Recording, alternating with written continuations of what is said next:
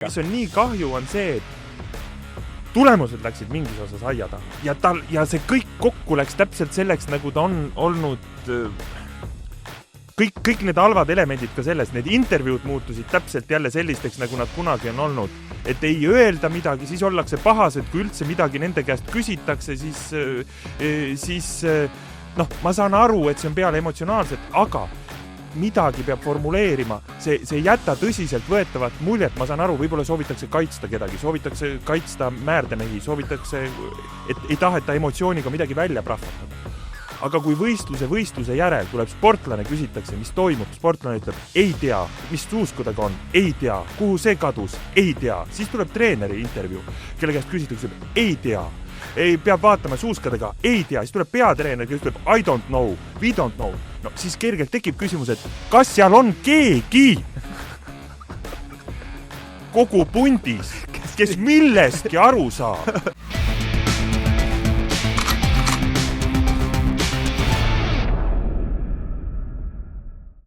Ma vaatasin päris mitut laskesuusa ülekannet Prantsuse televisioonist ja meil on ka, eks ju, see lasketiiru, kus me paneme neid väikseid märgikesi.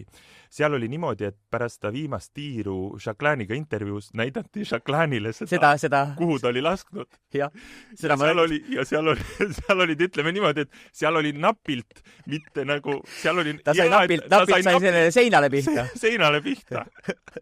Ja Jacquelin vaatas neid ja ütles, et arvestades seda, mis ilmi asi oli, need on päris head lasud. Et ütleme niimoodi, et ausalt öeldes selle tuulega poleks arvanud, et saaks peldik ukselegi pihta rääkimata, et sealt sellest väiksest pilust sisse lased. Aga see näitab ka mingisugust sellist asja, et see kuidagi see õhustik on väga oluline. Yeah. Ja kui hakkab hästi minema, siis see kuidagi süstib ka teistesse, sest et võtame ka prantslaste jaoks, mitte et jääda liiga kauaks prantslaste juurde kinni, aga ma tean, et eestlaste hulgas on väga palju prantslaste fänne ja see võib-olla oli ka kerge palsam. Mõlemad prantsuse koondised käisid ju avavahetustes teates trahviringil. Jah, ja olid kohtadel kuskil 16 ja 17-18. Suudeti välja tulla. Muidugi see näitab kvaliteeti, eks ju, et mis sul on järgmistes vahetustes, aga ka seda, et kuidagi see usk on nii tugev või meeskondlik see vaim. Ja ka sõit on tugev, sellepärast sõideti ennast lihtsalt ka sealt puhtalt järgi. Just. Ja see sõit ongi nagu, sest et näiteks kui me hüppamisid Eesti meeste teate peale, lasti ju ikka nagu lasti, super hästi lasti, minu meelest 6 varu oli. Ja. See on ju olnud nii vähe, kui üldse on olnud kõikides ka nendes supertulemustes, kui me oleme saanud neid top 10 tulemusi. Lihtsalt sõitu ei seal oli jah, vist tundub jah, et sõideti nende suuskadega, mis oli see uus ala, kus sa pead jooksma mäest üles suuskadega, vaata, seal on mingisugused karvased lindid all ja siis pärast mäe peal võtad need ära ja paned taskusse ja siis tuled kenasti mäest alla. Tundub, et nagu, et need karvased lindid oli meile ka sinna suuskad alla. No igal juhul. Aga ma ütlen, Eesti koondise juurde tagasi, mis on nii kahju, on see, et tulemused läksid mingis osas aia taha ja see kõik kokku läks täpselt selleks, nagu ta on olnud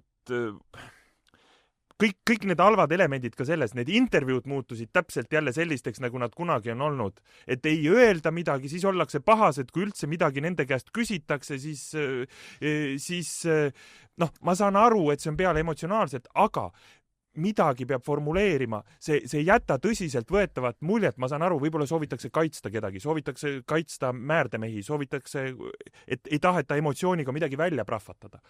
Aga kui võistluse järel tuleb sportlane, küsitakse, mis toimub, sportlane ütleb, ei tea, mis suuskudega on, ei tea, kuhu see kadus, ei tea, siis tuleb treeneri intervjuu, kelle käest küsitakse, ei tea, ei peab vaatama suuskadega, ei tea, siis tuleb peatreener, kes ütleb, I don't know, we don't know. No siis kergelt tekib küsimus, et kas seal on keegi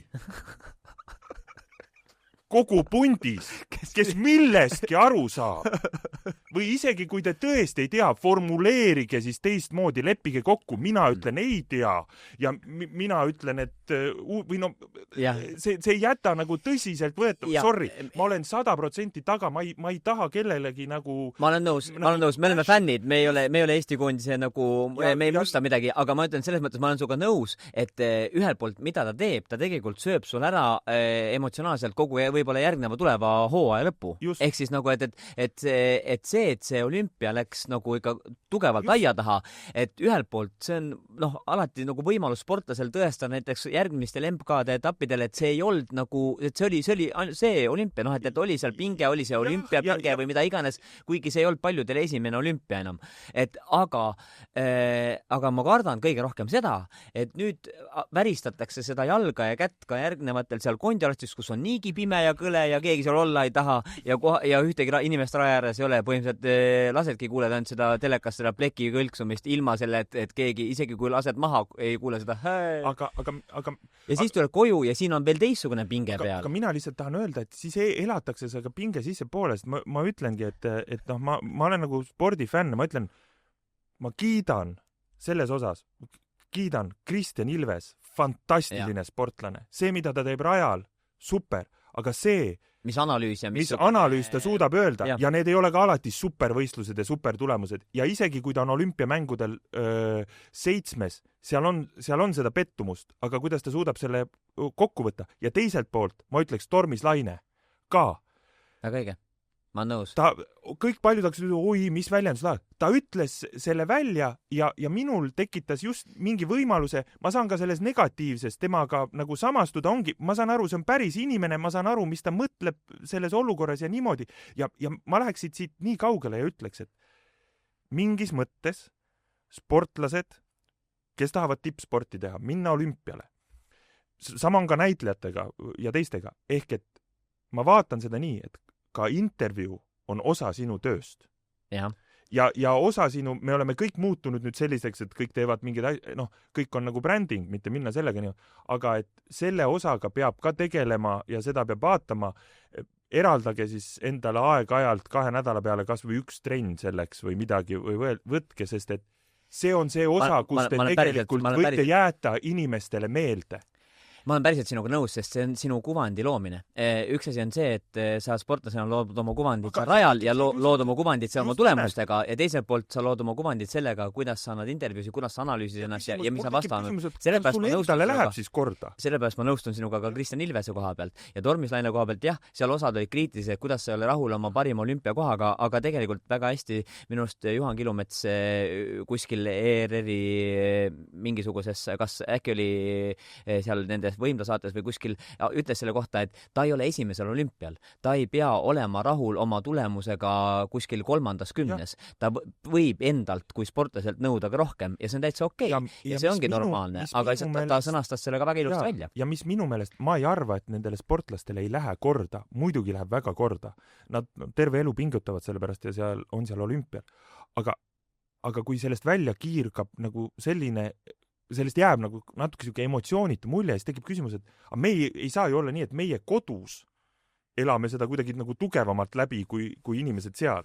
See ei ole adekvaatne pilt, aga jääb nagu selline mulje. Ehk et kui Tormis Laine tuleb sinna ja ütleb, et siis ma saan aru, jah, absoluutselt, see läheb talle korda muidugi. See ei olegi see, ta on tulnud olümpiamängudel, ta on kujuteldamatult palju trenni teinud ja pingutanud sellele, muidugi tal on nagu nii-öelda meel must. Aga et muidu mingite osadega tekib küsimus, aga kas siis, et selles mõttes ma mäletan kunagi seda, ongi natuke nõutu olek. Janek Tombak oli vist, kes pani niukse käraka ära ja ma ütlen respekt, selles mõttes, et see esmane emotsioon, sellega, ja lõppkokkuvõttes, mitte et nüüd kõik peaksid tulema ja kuskil peaksid mingid vägisõnad lendama kõigil nagu siia-sinna, aga need asjad jäävad meelde. Ma mäletan spordifännina Värnikut, kes nutab, ma mäletan seda Tombakut, see Tormis Laine jääb ka meelde. Need emotsiooniskaalad, see ongi nagu see päris sport ja me elamegi selles emotsiooni nagu väljas ja mõni sportlane, kes on võib-olla tagapool mõnikord, lihtsalt selle oma emotsiooni peegeldusega suudab pakkuda meile rohkem või me saame olla nagu rohkem kaasas, et see ei ole ainult nagu selle raja küsimus. Jaa, tegelikult kokkuvõttes on see, et ma elan sulle ka rohkem kaasa, kui sa oled mulle natukene rohkem südamesse pugenud ja südamesse poed sellega, kui ma näen, et sulle läheb ka korda. Et mitte, et me kahtleksime selles, et neile läheb korda, me ei kahtle sellest, me teame neid inimesi isiklikult ka, aga lihtsalt natukene seda kurvem on see, et sa vaatad neid intervjuusi ja teades natukene neid inimesi, siis tekib tunne, et umbes, et me ei jaksa ka lõputult ju kõik õlale peale patsutada, vaid ja öelda, et kõik on hästi, tuleb, aga et ärge nüüd ära munage kogu ülejäänud too. Aga mina jah, siin nagu hüppaks ka spordireporterite nagu kaitseks välja, et ma saan aru, et ausalt öeldes ma vaatan need spordireporterid kuidagi, kuna nad on ka hurjutada saanud või ma ei tea, viimastel aastal, need ei ole isegi enam siidkindad, millega nendele sportlastele üritatakse läheneda. Need on niisugused suured mikihiirekindad, mis on vatti täis. Ehk et, ja kuna see olümpia veel nagu oli palju natuke niisugust nagu pettumust, see sportlaste lähenemine tihti intervjuudele stiilis, et miks sa küsid mu käest? Ma sain ise ka aru ju, et läks kehvasti. Siis on see, et okei, proovime ennast panna teise olukorda, et midagi ta on sinna saadud, ta peab midagi ta peab küsima, eks ju, nagu niikuinii need küsimused on juba nii ääri-veeri, et minu meelest need ajakirjanikud on ise selle ausalt öelda selle vahe, nad on seal peidus ja nad küsivad, kuidas sa ise kui peaks kuidagi vaatama sellele võistlusele tagasi, kui sa oleks ise kuidagi nii, kuidas selles võrdluses, kui sa ise mõtlesid hommikul, mis see mõte tekkis sul? Et see tuleb nagu niimoodi, et sa ei tohi, et ausalt öeldes, see on minu väike räntsi olümpiale tagasi. Aga siinkohal läheme, selle pealt on hea minna edasi, selle peale, et ärme mine ka niimoodi, nagu et annad mikrofoni Sturla Holm Lägreidi nina alla, et umbes, et oled võitnud hõbeda või pronksi, et mis tunne on, ja sa üks mees ütleb nagu asju, mida nagu ei olnud absoluutselt. See on nüüd teine äärmus. See on nüüd teine äärmus, et selles mõttes, et ärge nüüd arvake, et peab siukest asja välja laduma. Kuigi ausalt öeldes, mul tundub, et vaadake, kus Sturla on. Sturla on maailmastaar riikides, kus ei teata laskesuusatamisest midagi, inimesed ei oska kirjeldadagi USA õhtustest saadetest. Samamoodi nagu see Kläbo jooksis mäest üles ja suva see, et ta võitis igal alal, kus ta starti läks, võitis ta kulla. See suva. Kõik teavad, et ta jooksis 17,8 kilomeetrit tunnis mäest üles. Aga mulle meeldib, et kaugematel inimestel, kes taliolümpias midagi ei tea, et mis nende jaoks sellest kangastub, on siis 3 asja. On siis niimoodi, et norralased võtab kokku see, et üks mees, kes on agar märki ja märgist möödalaskja ja ülejagaja ja siis teine mees pani lihtsalt jooksu ja 3. siis asi on lihtsalt Kanada mees, kes paneb igal asjale näppu külge, kus näeb igal aita, seal pane näpp külge ja aita. Et see on nagu see, mis olümpiast jääb, aga Sturla jah.